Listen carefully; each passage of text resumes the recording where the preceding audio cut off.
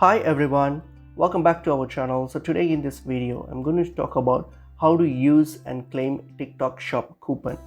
So let's get into the video. So firstly, open up TikTok, and then once you open up TikTok, so go to your TikTok Shop or search for the item that you wish to purchase. So just open up the search the item and then select the item. So go to the shop option, so go to the shop tab.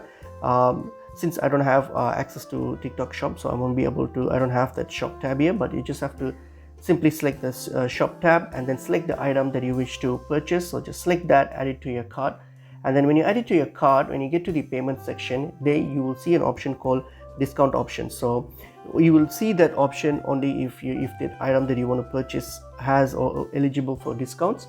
So you will see that. So simply hit on select that discount coupons, simply select that and you will see all the available coupons. You can simply select the coupon and that's it. It will be added to your purchase or your transaction. So please note that this is only available if that item has if the item is eligible for coupons. Hope this information was helpful. I will see you in another video. Thank you.